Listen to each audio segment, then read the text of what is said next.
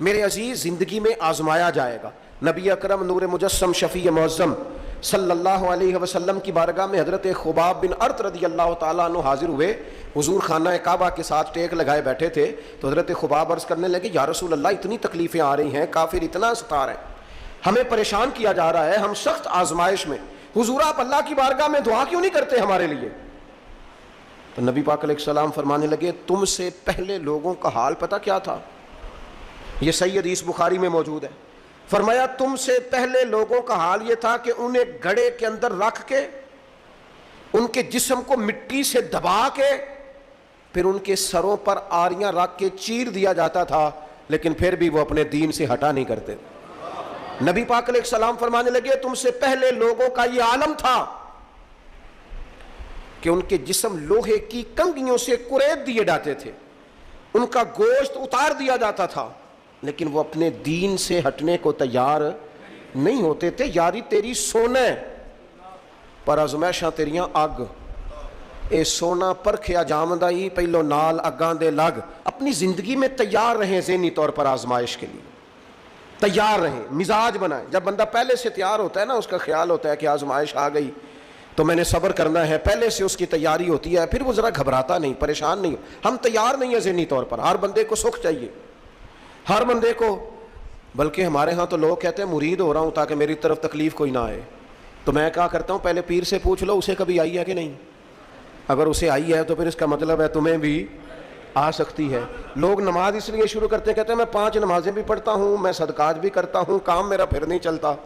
تو میں کہتا ہوں تمہیں پتہ ہی نہیں، نمازی کے لیے تو آزمائش ہے، جتنا جتنا ایمان کامل اتنی اتنی آزمائش بھی زیادہ۔ اور یہ میں اپنے پاس سے نہیں کہہ رہا، حضرت ابو سعید خدری رضی اللہ تعالیٰ عنہ فرماتے ہیں، میں نبی پاک علیہ الصلوۃ والسلام کی خدمت میں حاضر ہوا اور حضور کے دست مبارک کو چومنے کے لیے میں نے اپنے ہاتھ جب آگے کیے تو تپش تھی، تیز بخار تھا نبی پاک کو۔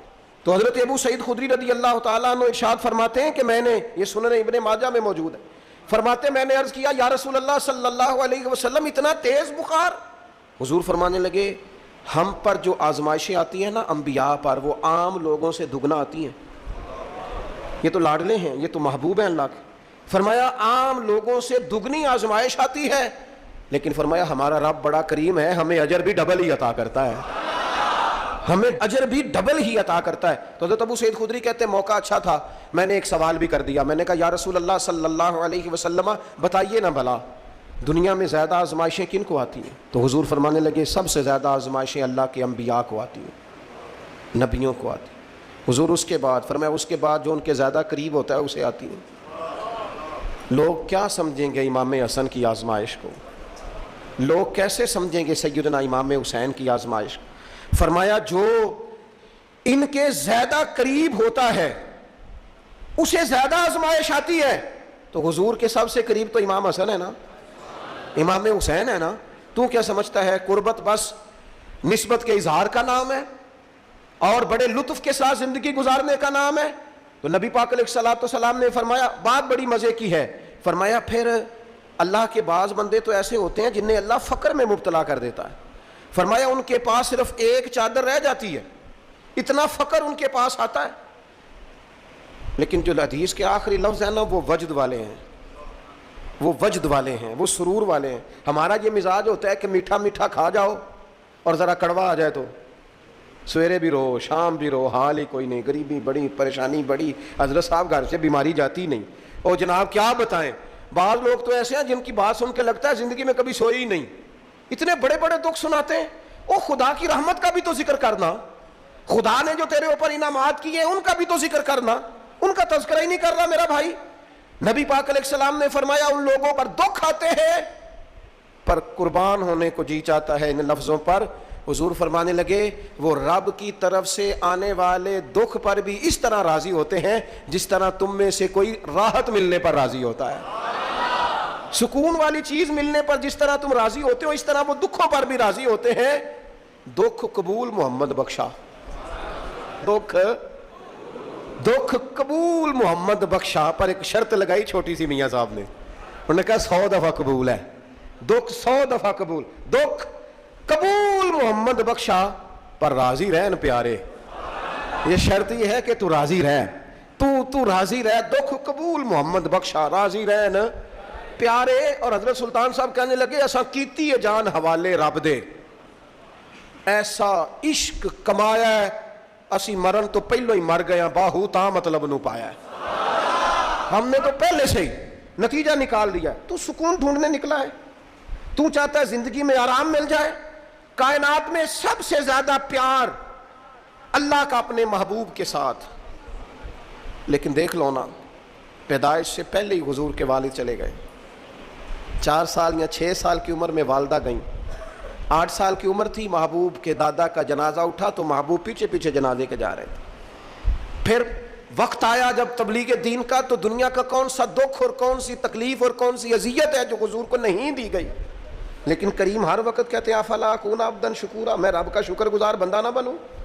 ہر مقام پر کبھی بدر, کبھی احد, اور ہر طرح کی تکلیف, ہر طرح کی تکلیف. کبھی بیٹیوں کا دکھ, کبھی سیدہ عائشہ صدیقہ کے بارے میں منافقوں کی نازیبہ گفتگو. سارے دکھ محبوب کی حیات پاک میں رہے. کریم نے ان دکھوں کو برداشت کیا. پھر آپ دیکھ لیں دور حضرت صدیق اکبر کا آیا تو حضرت ابوبکر صدیق اس امت میں نبیوں کے بعد سب سے بڑا درجہ رکھتے ہیں. لیکن کوئی زندگی اس طرح کی تو نہیں کہ بڑے 2.25 سال بڑے آرام سے حکومت کی ہو. منکرین زکوٰۃ سے لڑنا پڑا حضرت ابوبکر صدیق کو, آزمائش تھی, لوگ منکر ہو گئے زکوٰۃ کے. حضرت صدیق اکبر لڑے, ختم نبوت کے تحفظ کے لیے لشکر تیار کیے, بہت سارے مسائل کا سامنا کرنا پڑا. صبح دن راتیں جناب ابوبکر نے مشقت کر کے خلافت اسلامیہ کو مضبوط کیا. دور حضرت عمر کا آیا, ساری دنیا مدینہ منورہ میں اندر سے دروازے بند کر کے سخت گرمی میں سوتی ہے, اور جناب عثمان غنی کہتے ہیں کہ میں نے فاروق اعظم کو 60 سال کی عمر میں دیکھا کہ مال غنیمت کے 2 اونٹ دوڑ گئے تو عمر بھاگے جا رہے ہیں, ان اونٹوں کو لے کے آ رہے ہیں. اور میں کہتا ہوں جناب آپ آرام کرتے, ساری دنیا سو رہی ہے. فرمایا سویا کرتا تھا کبھی خلیفہ بننے سے پہلے. عمر کسی غلام کو کہہ دیتے, چونکہ پیار تھا نا, یارانہ تھا نا. حضرت عثمان بڑی محبت سے کہتے ہیں امیر المومنین کسی غلام سے کہتے ہیں اگر مال غنیمت کے اونٹ چلے گئے تھے تو لے آتا. تو حضرت عثمان کے کندھے پہ ہاتھ رکھ کے جناب عمر رو پڑے, کہنے لگے یار یہ حضور کے دین کی امانت بڑی ذمہ داری ہے. لے او سجنا اساں توڑ نہیں بھائی, اساں جان بھی دتی تیرا تیرے, یہ بڑی ڈیوٹی ہے, یہ بڑی ذمہ داری ہے. میں کیسے غلام کو بھیج دیتا, مسلمانوں کا مال ہے, جب ڈیوٹی میری ہے تو کیسے کسی کو بھیجتا. یہ آزمائش ہے, یہ دکھ ہے. 22-24 لاکھ مربع میل کے حکمران حضرت عثمان غنی, ان کا دور آ گیا. یعنی وہ شخص جس نے چڑھتی جوانی میں بھی نظریں جھکا کے رکھی, اور جس شخص نے اپنا سارا مال دین پر قربان کر دیا, اس کے گھر کا گھیرا تنگ کر لیا گیا. بہت بڑی ذمہ داری حضرت عثمان پر آئی, بڑی. اور جناب عثمان غنی کا حال یہ ہے کہ 40 دن گزر گئے. جس شخص کے اپنے ذاتی مصارف لاکھوں کروڑوں میں لوگوں پر خرچ ہوتے ہیں, 40 دن سے اس نے کھانا نہیں کھایا, اسے ڈھب اور سلیقے سے روٹی پانی نہیں ملا, گھر میں قید ہیں. لوگوں نے کہا عثمان ہمیں اجازت دے دیں ہم لڑیں. کہنے لگے کیسے دے دوں, حضور کا مدینہ اور میری وجہ سے خون بہہ جائے, بس میرے اوپر آئی ہے تو میں نبھاؤں گا, یہ ذمہ داری ہے. کہا پھر عثمان خلافت. فرمایا یار یہ بھی میری مجبوری ہے.